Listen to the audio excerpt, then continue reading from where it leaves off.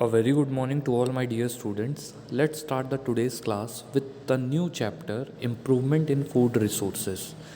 जैसा कि इस चैप्टर का नाम है improvement in food resources. Food resources का मतलब होता है खाना हमें किन किन चीज़ों से मिलता है, फूड के रिसोर्सेस। अब उन रिसोर्सेज में क्या क्या इम्प्रूवमेंट होता है। अब आप खुद सोचिए फूड के रिसोर्सेज क्या क्या होते हैं, हमें खाना किन किन चीज़ों से मिलता है। हमें एग्रीकल्चर से खाना मिलता है। एग्रीकल्चर में हम फ्रूट्स का एग्रीकल्चर करते हैं, वेजिटेबल्स का एग्रीकल्चर करते हैं, ग्रेन्स का एग्रीकल्चर करते हैं। तो ये सारी चीज़ों का एग्रीकल्चर करने से हमें फूड अलग अलग तरह का खाने के लिए मिलता है। ठीक है। अब जो फूड को ग्रो करने के लिए फूड का एग्रीकल्चर करने के लिए जो तरीके हैं उनमें क्या क्या इम्प्रूवमेंट किया जाए ताकि फूड की जो पैदावार है, जो फूड की ग्रोथ है, जो फूड का जो आउटपुट है वो बढ़ जाए। ओके। तो जैसा कि आप लोग जानते हैं हम लोग बहुत ज़्यादा पॉपुलेटेड कंट्री में रहते हैं, मतलब ऐसे कंट्री में रहते हैं। इंडिया हमारा ऐसा कंट्री है जिसकी पॉपुलेशन वर्ल्ड में सेकंड नंबर पे है चाइना के बाद। ओके। हमारी पॉपुलेशन लगभग 1.35 बिलियन के आसपास है, मतलब 135 करोड़ लोग लगभग इंडिया में रह रहे हैं।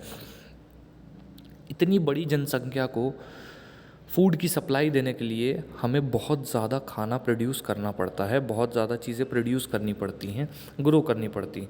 तो सिर्फ एक तरीके पे काम नहीं किया जा सकता, बहुत सारे तरीके लगाए जाते हैं जिससे ज़्यादा से ज़्यादा पैदावार हो सके इतनी बड़ी पॉपुलेशन को खिलाने के लिए। ओके। और जैसा कि आप लोग जानते हैं कि इंडिया का लगभग आज भी लगभग 60% इंडियंस जो हैं वो एग्रीकल्चर पर डिपेंडेंट है, 60%। ओके। और ये एग्रीकल्चर हमारे इंडिया की इकोनॉमी में लगभग 10 to 15% ही कंट्रीब्यूट करता है। तो आप खुद सोच सकते हैं कितनी ज़्यादा पॉपुलेशन एग्रीकल्चर में घुसी हुई है और उसका आउटपुट कितना कम मिल रहा है। ओके। तो हमें ऐसे तरीके ढूंढने पड़ रहे हैं जिससे आउटपुट ज़्यादा मिले। ओके। तो चलिए अब मैं हर एक लाइन को रीड करूँगा और आपको उस लाइन का मतलब एक्सप्लेन करूँगा। We know that all living organisms need food. आपको भी पता है कि सभी जिंदा रहने वाले लिविंग ऑर्गेनिजम्स को खाने की ज़रूरत पड़ती है। छोटा ऑर्गेनिज्म है तो थोड़े खाने की ज़रूरत पड़ेगी, बड़ा ऑर्गेनिज्म है तो ज़्यादा खाने की ज़रूरत पड़ेगी। प्लांट्स हैं तो उनको वो खुद से अपना खाना बना लेते हैं फोटोसिंथेसिस प्रोसेस से। एनिमल्स हैं तो वो प्लांट्स और एनिमल्स पर डिपेंड करते हैं अपने फूड के लिए। ओके। तो अलग अलग लिविंग ऑर्गेनिज्म का खाना अलग अलग है और खाने का तरीका भी बहुत अलग है। ओके। फूड सप्लाईज, फूड से हमें क्या मिलता है। अगर हम अपने इंसानों की बात करें तो जो भी हम खाना खाते हैं उससे हमें न्यूट्रिएंट्स मिलते हैं। न्यूट्रिएंट्स क्या होते हैं? न्यूट्रिएंट्स ऐसे कंपोनेंट्स होते हैं, ऐसी चीज़ें होती हैं जिसको तोड़ करके हमारा शरीर एनर्जी में कन्वर्ट कर देता है। न्यूट्रिएंट ऐसी चीज़ें होती हैं जिनको तोड़ करके हमारा शरीर एनर्जी में कन्वर्ट कर देता है। ठीक है। अब अब वो कौन कौन से न्यूट्रिएंट हैं जो हमें खाने से मिलते हैं। देखिए 5 न्यूट्रिएंट हैं जो मेन हैं और वही हमें हमारे खाने से मिलते हैं। वो न्यूट्रिएंट हैं कार्बोहाइड्रेट, प्रोटीन, फैट्स, विटामिन्स और मिनरल्स। उसमें से भी जो कार्बोहाइड्रेट, प्रोटीन्स और फैट्स हैं, इन न्यूट्रिएंट को बोला जाता है एनर्जी गिविंग फूड, क्योंकि यही न्यूट्रिएंट एनर्जी देने में मदद करते हैं। या फिर मैं बोलूँ तो सिर्फ़ और सिर्फ यही न्यूट्रिएंट की वजह से एनर्जी हमें मिलती है। ठीक है।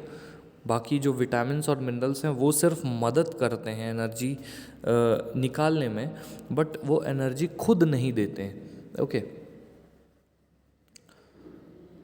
तो food supplies proteins, carbohydrates, fats, vitamins और मिनरल्स। खाना हमें क्या सप्लाई करता है? प्रोटीन्स, कार्बोहाइड्रेट, फैट्स, विटामिन्स और minerals, all of which we require for body development, growth and health. अब ये सारी चीज़ें क्या किस लिए चाहिए हमें? बॉडी के डेवलपमेंट के लिए, बॉडी की ग्रोथ के लिए और हेल्थ के लिए, ठीक है। Both plants and animals are major sources of food for us. दोनों प्लांट्स और एनिमल्स दोनों फूड के मेजर सोर्सेज हैं हमारे लिए, ठीक है। We obtain most of this food from agriculture and animal husbandry. हम ज़्यादातर फूड जो है वो ऑब्टेन करते हैं एग्रीकल्चर और एनिमल हस्बेंड्री के लिए, ठीक है। We read in newspapers that efforts are always being made to improve production from agriculture and animal husbandry. हम न्यूज़पेपर्स में ये पढ़ते हैं कि फूड के प्रोडक्शन को बढ़ाने के लिए, एग्रीकल्चर को बढ़ाने के लिए नए नए तरीके निकाले जा रहे हैं, ठीक है। एग्रीकल्चर में एनिमल हस्बेंड्री भी आ जाता है। एनिमल हस्बेंड्री का मतलब होता है मुर्गी पालना, बत्तख पालना, लाइव स्टॉक, गाय भैंसे पालना, ठीक है। तो ये भी एनिमल हस्बेंड्री होता है, ठीक है। Why is this necessary? ये ज़रूरी क्यों है? Why we cannot make do with the current levels of production. हम हमारे current level of food production से क्यों अपने पॉपुलेशन के खाने की भरपाई नहीं कर पा रहे हैं? इसका कारण यह है कि इंडिया की पॉपुलेशन बहुत ज़्यादा है। India is a very populous country. India में बहुत सारे लोग रहते हैं। Our population is more than 1 billion people. अब तो 1.35 बिलियन हो गई है। ये तो जब बुक जब भी पब्लिश हुई होगी तब का डेटा यहाँ पर लिखा हुआ है। और हमारी पॉपुलेशन अभी भी ग्रो करती जा रही है।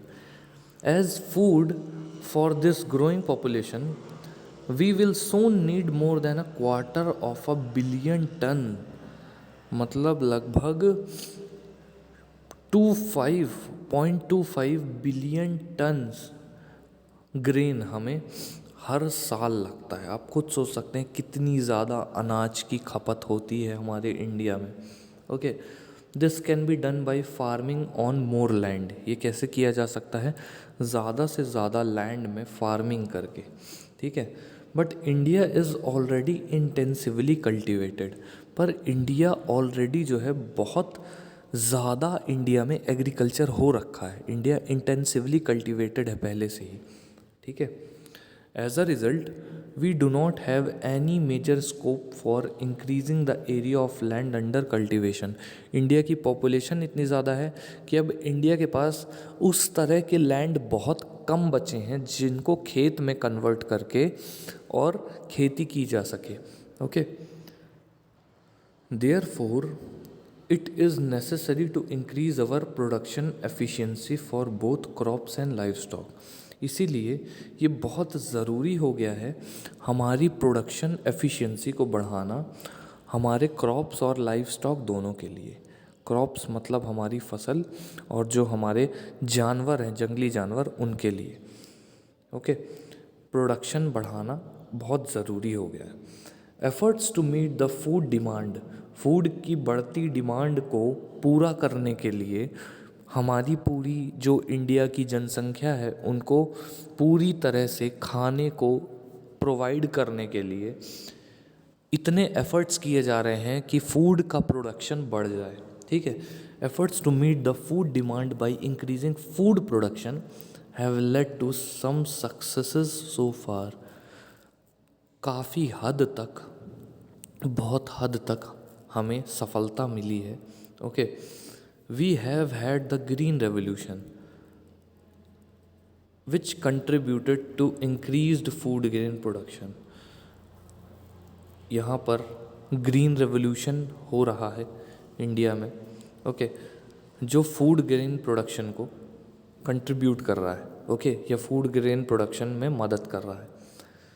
which has led to better and more efficient use as well as availability of milk। अब ये फूड ग्रेन प्रोडक्शन से बहुत ही ज़्यादा उम्दा, बहुत ही ज़्यादा एफिशिएंट तरीका दूध प्रोड्यूस करने का, मिल्क प्रोड्यूस करने का, ओके, खेती करने का और लाइव स्टॉक को बढ़ाने का बहुत ही ज़्यादा एफिशिएंट तरीका ढूंढा जाने लगा है। ओके, कि ऐसे बहुत अच्छे अच्छे तरीके मिलें जिससे हमारा agriculture, life stock, milk production, food production बढ़ जाए। Okay, however, these revolutions mean that our natural resources are getting used more intensively। ये जो रेवोल्यूशन है, चाहे वो फूड में हो, चाहे मिल्क में हो, चाहे ग्रीन रेवोल्यूशन की बात करें, चाहे फिर हम वाइट रेवोल्यूशन की बात करें, चाहे ब्लू रेवोल्यूशन की बात करें। ग्रीन रेवोल्यूशन में हम फसलों, खेतों की बात करते हैं, उनको कैसे बचा कर रखा जाए। वाइट रेवोल्यूशन में हम मिल्क की बात करते हैं, कैसे हम मिल्क प्रोडक्शन कर सकते हैं। और ब्लू रेवोल्यूशन में हम फिशेस की बात करते हैं, कैसे हम मैराइन एनिमल्स जो खाने लायक होते हैं, जैसे फिशेस हो गई, ओके, श्रिम्प्स हो गए, ओके, प्रॉन्स हो गए, तो इनको कैसे हम कल्टीवेट कर सकते हैं, कैसे ग्रो कर सकते हैं। ठीक है। However, these revolutions mean that our natural resources are getting used more intensively. As a result, there are more chances of causing damage to our natural resources. इसीलिए बहुत ज़्यादा चांसेस होते हैं डैमेज कॉज करने के नेचुरल रिसोर्सेज पे। Okay, बहुत ज़्यादा चांस होते हैं कि नेचुरल रिसोर्सेज को नुकसान पहुंचाया जाए। ठीक है, to the point of destroying their balance completely, इस हद तक कि नेचुरल रिसोर्सेज का जो बैलेंस बना हुआ है, जो भी नेचुरल रिसोर्सेज हम यूज़ करते हैं, उनका जो बैलेंस बना हुआ है, उस बैलेंस को बिगाड़ दिया जाए, इस हद तक नुकसान पहुंचाया जाए। ठीक है। Therefore, it is important that we should increase food production without degrading our environment। इसीलिए ये बहुत ज़्यादा ज़रूरी है कि हमें फूड प्रोडक्शन को बचा कर रखना है, या फूड प्रोडक्शन पर ध्यान देना है बिना इन्वायरमेंट को नुकसान पहुंचाए। हमें इस तरह से फूड प्रोडक्शन पर ध्यान देना है, या हमें खाने को प्रोड्यूस करने के, खेती करने के उन तरीक़ों पर ध्यान देना है जिन तरीक़ों से इन्वायरमेंट का कोई लॉस ना हो। And disturbing the balances maintaining it, और बैलेंस बना कर रखें। ओके, किन चीज़ों में, नेचुरल रिसोर्सेज और जो हम प्रोडक्शन कर रहे हैं उन चीज़ों में। अगर नेचुरल रिसोर्सेज बहुत तेज़ी से ख़त्म होने लगे तो एक दिन जो भी चीज़ें आप प्रोड्यूस कर रहे हैं वो चीज़ें भी प्रोड्यूस नहीं हो पाएंगी। ठीक है। Hence, there is a need for sustainable practices in agriculture and animal husbandry। इसीलिए ये ज़रूरत है सस्टेनेबल प्रैक्टिसेस, एग्रीकल्चर में सस्टेनेबल प्रैक्टिसेस की और एनिमल हस्बेंड्री की। ठीक है। सस्टेनेबल प्रैक्टिस का मतलब क्या होता है, इस तरीके से नेचुरल रिसोर्सेज का इस्तेमाल किया जाए कि वो हमारे आगे आने वाली जनरेशन्स के लिए अवेलेबल रहे। ठीक है।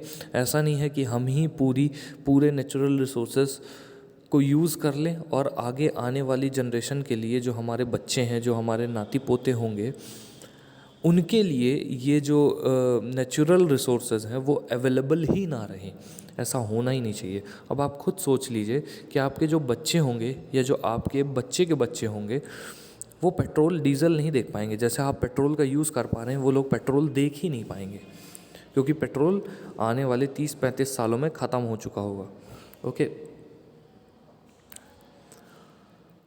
Also simply increasing grain production for storage in warehouses. Grain production को इंक्रीज़ करना वेयर हाउसेज में स्टोर करने के लिए cannot solve the problem of malnutrition and hunger. ये मैल न्यूट्रिशन और हंगर की प्रॉब्लम को सॉल्व नहीं कर सकती ये सारी चीज़ें। People should have money to purchase food. लोगों के पास पैसे होने चाहिए फूड को प्रोड्यूस करने के। ठीक है। Food security depends on both availability of food and access to it. Food की जो सिक्योरिटी है वो डिपेंड करती है फूड की अवेलेबिलिटी पे और फूड के एक्सेस पे, कि फूड कितना ईजिली एक्सेसिबल है। ठीक है। सबसे पहली बात तो होती है कि फूड कितना आसानी से मिल सकता है, कितना आसानी से प्रोड्यूस किया जा सकता है, और कितना आसानी से आम लोगों तक पहुंचाया जा सकता है। ये सबसे बड़ी बात होती है। ठीक है। तो मैल न्यूट्रिशन यानी कुपोषण और हंगर यानी भूख के कारण जो लोग कमज़ोर हो जाते हैं, इस कमी को दूर करने के लिए सरकार बहुत ज़्यादा तरीके अपना रही है कि हर एक इंसान को बहुत थोड़े पैसों में पीडीएस सिस्टम जो होता है, पब्लिक डिस्ट्रीब्यूशन सिस्टम, जिसको राशन भी बोलते हैं, तो गरीब लोगों को 1 रुपये 2 रुपये किलो गेहूँ चावल मिल जाता है। अब खुद सोचिए कि सरकार अपनी तरफ से पूरी मदद कर रही है उनकी। Okay, the majority of our population depends on agriculture. हमारी पॉपुलेशन के जो मेजर प्रपोर्शन है वो एग्रीकल्चर पर डिपेंड करता है ज़िंदा रहने के लिए। ठीक है, लगभग मैंने बताया था आपको 60 से 65% लोग इंडिया के एग्रीकल्चर पर डिपेंड करते हैं। Increasing the outcomes of people working in agriculture, जो इनकम है लोगों की, उन लोगों की जो एग्रीकल्चर पर डिपेंड करते हैं, तो वो उनकी इनकम बहुत कम है।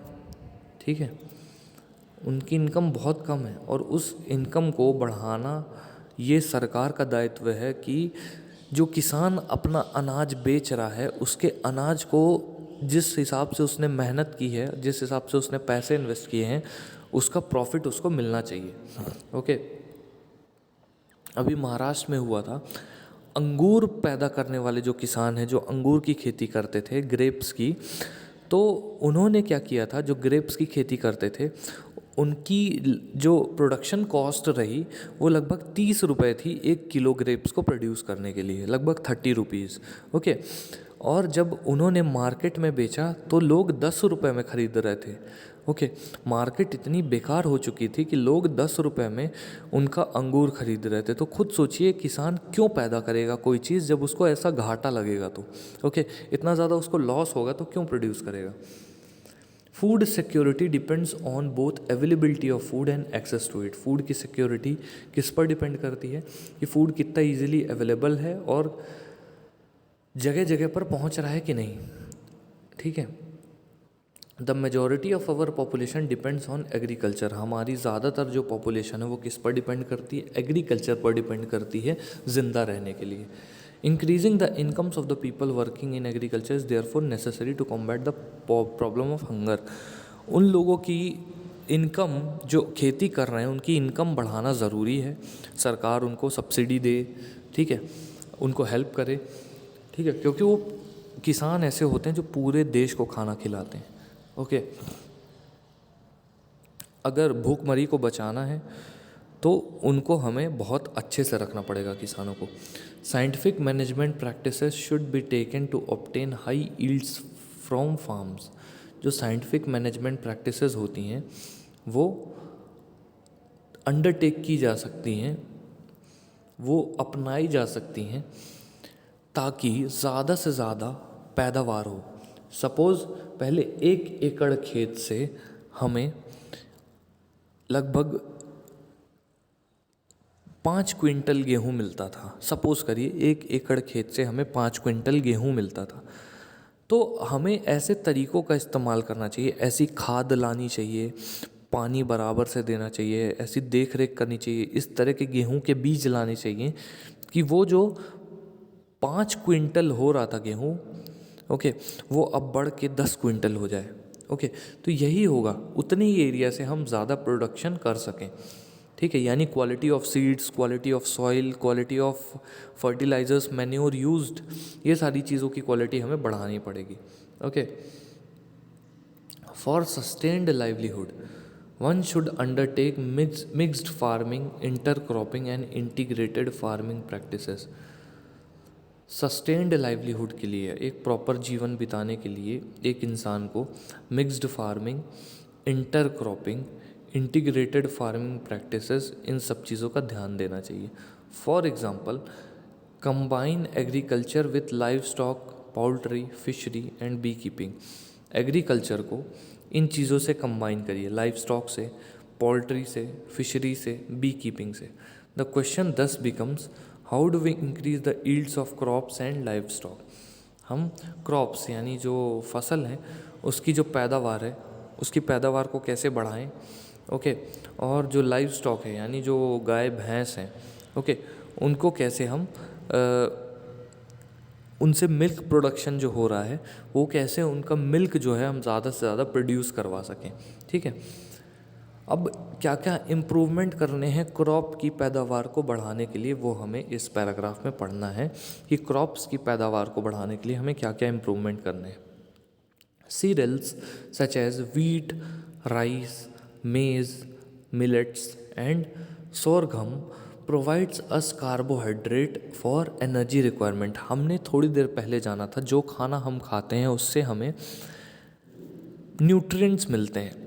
उन न्यूट्रिएंट्स में से 3 न्यूट्रिएंट्स ऐसे हैं, उन 5 न्यूट्रिएंट्स में से 3 ऐसे हैं जिनसे हमें एनर्जी मिलती है। वो कौन कौन से? कार्बोहाइड्रेट, प्रोटीन और फैट्स। इन 3 न्यूट्रिएंट से हमें एनर्जी मिलती है। तो यहाँ पर कार्बोहाइड्रेट की बात हो रही है कि कार्बोहाइड्रेट किन किन चीज़ों में सबसे ज़्यादा होता है।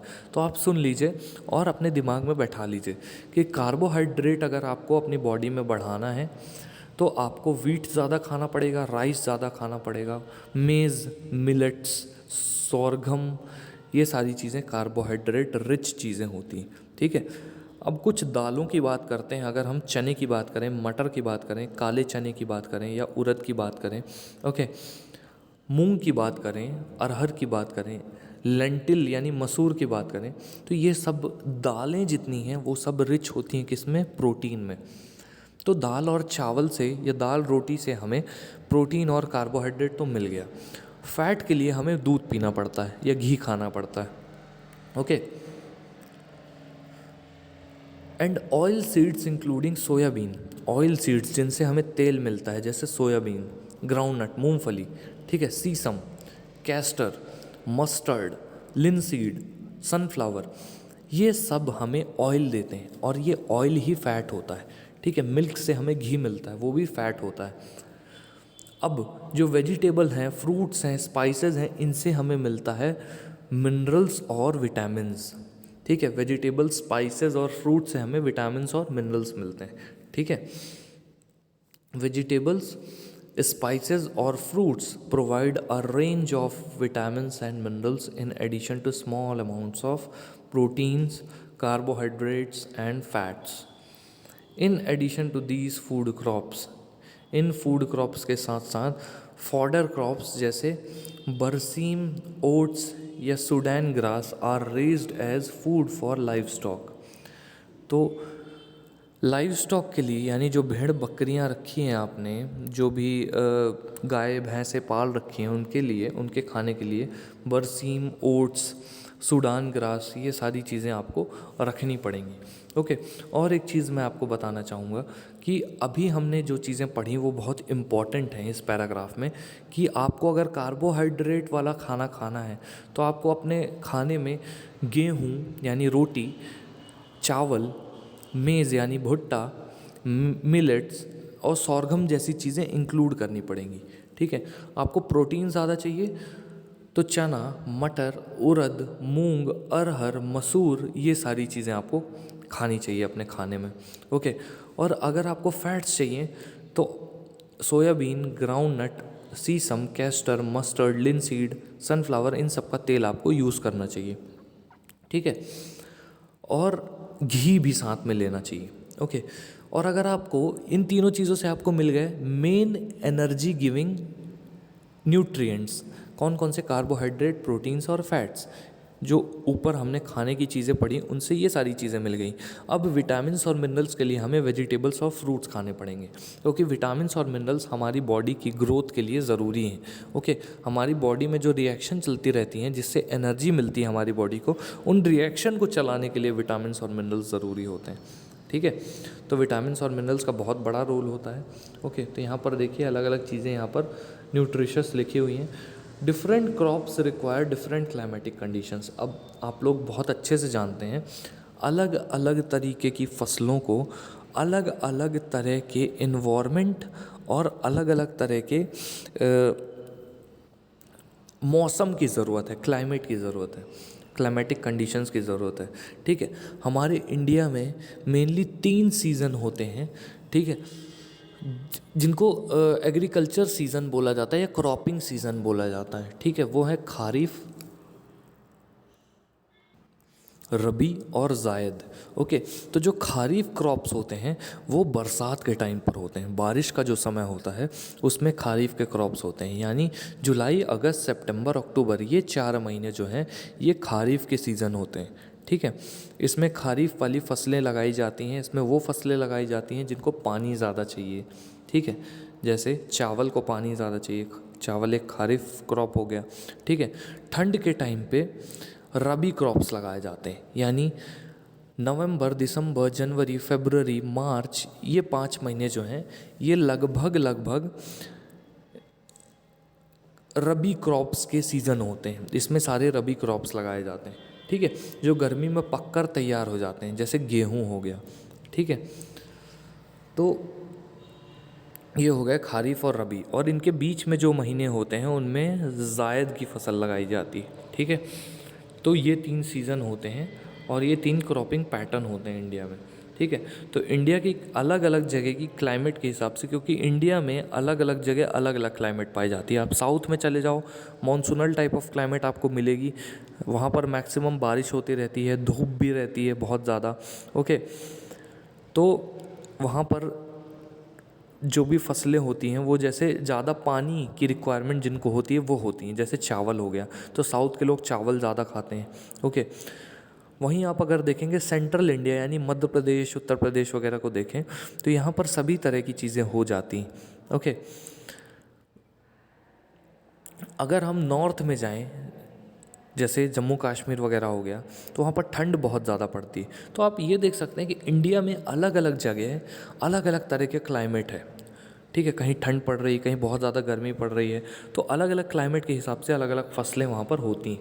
ठीक है, different crops require different climatic conditions, temperature and photoperiods for their growth and completion of their life cycle. Photoperiods are related to the duration of sunlight. जो फोटो पीरियड्स हैं, फोटो पीरियड्स मतलब क्या होता है, photo मतलब होता है light, period मतलब होता है ड्यूरेशन। तो लाइट का ड्यूरेशन मतलब जब सूरज की रोशनी पड़ रही हो उसके बेसिस पे अलग अलग क्रॉप्स का ग्रोथ किया जाता है। ठीक है, photoperiods are related to the duration of sunlight, growth of plants and flowering are dependent on sunlight. Plants की ग्रोथ और फूलों की जो ग्रोथ होती है वो दोनों किस पर डिपेंड करती है, सनलाइट पर डिपेंड करती है। As we all know plants manufacture their food by in sunlight by the process of photosynthesis. Plants अपना खाना बना सकते हैं फोटोसिंथेसिस प्रोसेस से।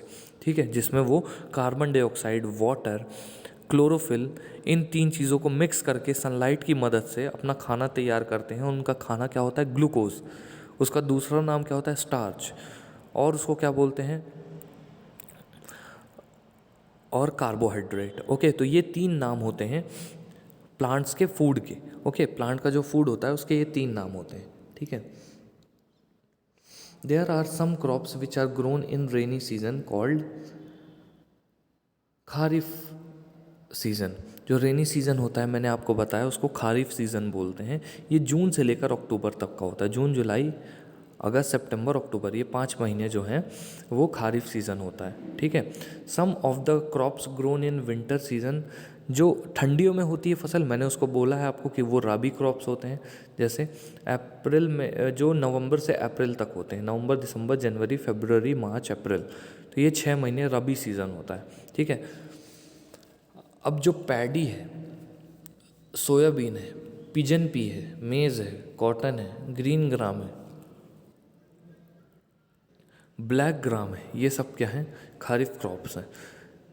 वहीं हम देखें वीट यानी गेहूँ, ग्राम यानी चना, पीस यानी मटर, मस्टर्ड, लिनसीड, ये सारे रबी क्रॉप्स हैं।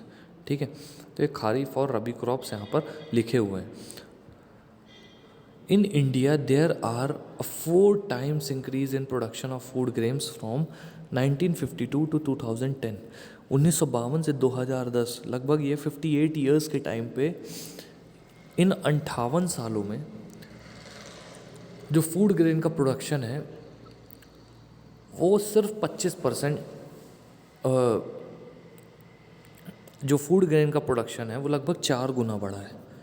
मतलब पहले अगर 10 किलो अनाज पैदा होता था तो अब 40 किलो होने लग गया है। मैं एग्जांपल देकर समझा रहा हूँ, ओके। एक एरिया में पहले अगर 10 किलो होता था तो अब 40 किलो होने लग गया है, ठीक है। लेकिन लैंड का जो कल्टीवेशन का एरिया है, एग्रीकल्चर का एरिया, वो सिर्फ 25% बढ़ा है।